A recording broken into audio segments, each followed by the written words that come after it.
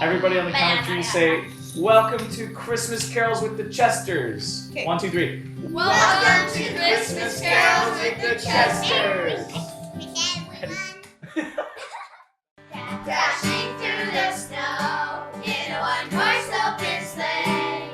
O'er the hills we go, laughing all the way. Ha ha ha! Bells on bobtails ring, making spirits bright. What fun it is to ride and sing the spring song tonight!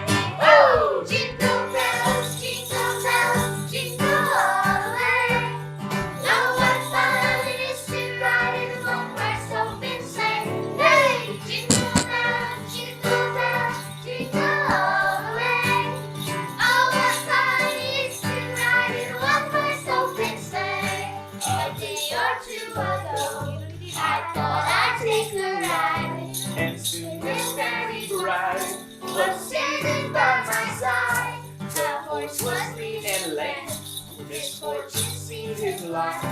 we ran Into our a gypsy thing. Got looks hard. oh, jingle bells, jingle all the way. Oh, what fun it is to ride in a one-horse open sleigh. Hey, jingle bells, jingle all the way. Oh, what fun it is to ride in a one-horse open sleigh. Oh, Jingle bells, jingle all the way. Oh, what fun it is to ride in a one-horse open sleigh. Hey! Jingle bells, jingle all the way. Oh, what fun it is to ride in a one-horse open sleigh. Away on a manger. The baby sleeping. Perfect. That's perfect. Here we go. Away in a manger, no little elves bed. The little Lord Jesus lay down his sweet head. The stars in the sky looked down where he lay. The little Lord Jesus asleep on the hay. The cattle are lowing, the baby away. The little Lord Jesus, no crying he makes. I love you, Lord Jesus, look down from the sky and stay by my cradle till morning is time.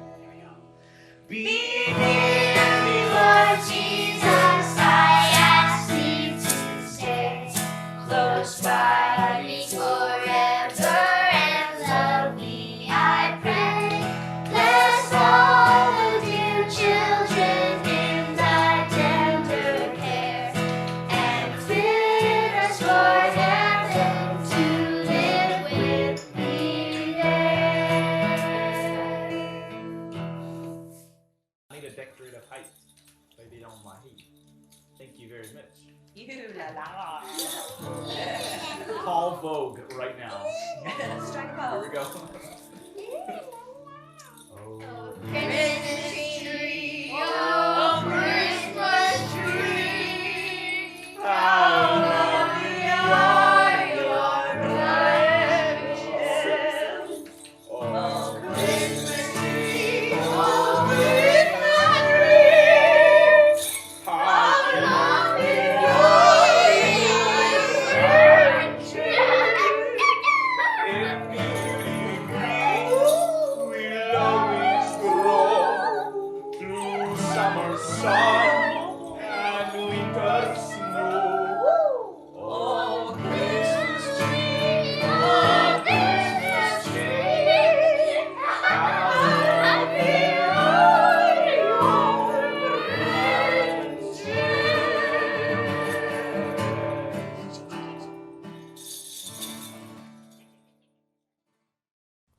Hi, my name is Ben, and I want to read you a Christmas story. The Elves and the Shoemaker by the brothers Grimm.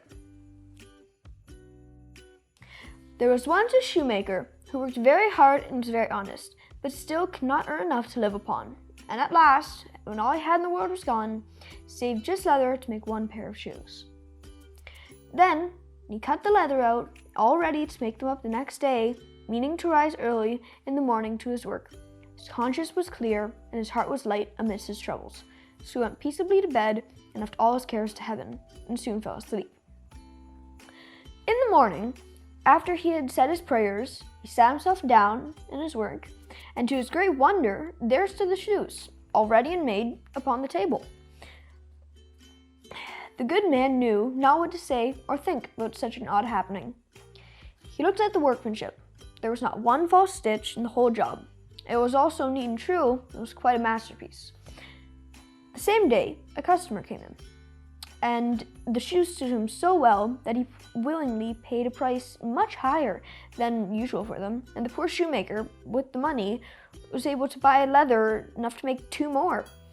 In the evening, same happened. He cut out his work, went to bed fairly early, and might get up to work the next day.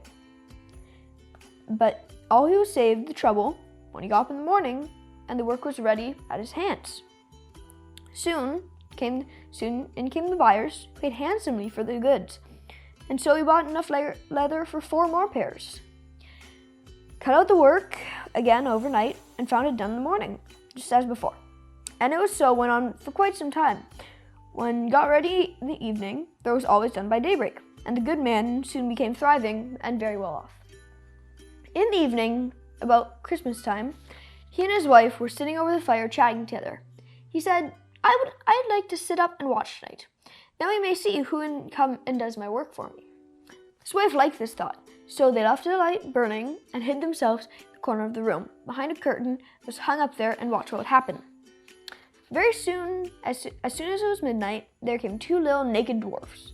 He sat himself upon the shoemaker's bench and took up all the work that was cut out for them. Began to ply out their little fingers, stitching and wrapping and tapping away with such a rate that the shoemaker was all wonder and could not take his eyes off them. As they went, until the job was quite done, and the shoes stood ready for use upon the table. This was long before daybreak, and they bustled away as quick as lightning. The next day, the wife said to the shoemaker, "These little rights have made us rich. We ought to be thankful to them, and do them a good turn if we can. I'm quite sorry to see them run about as they do, and it is indeed not very decent, as they have nothing upon their backs to keep away the cold. I'll tell you what, I'm going to make each of them a shirt, a coat, and a waistcoat, and a pair of platoons into the bargain, and you can make them a little pair of shoes." This thought pleased the good cobbler very much, and one evening, when all things were ready, they laid them on the table instead of the work that they usually cut out, when they hid themselves to watch the little elves what they would do. At about midnight they came, dancing and skipping and hopping around the room. They went sit down for their work as usual, but when they came in, they saw their clothes lying for them. They laughed and chuckled and seemed mightily delighted. Then they dressed themselves, in twinkling of an eye, danced and capered and sprang about as merrily as could be, till at last they danced out of the door and away over the green. The good couple saw them no more, but everything went well from that time forward, as long as they lived.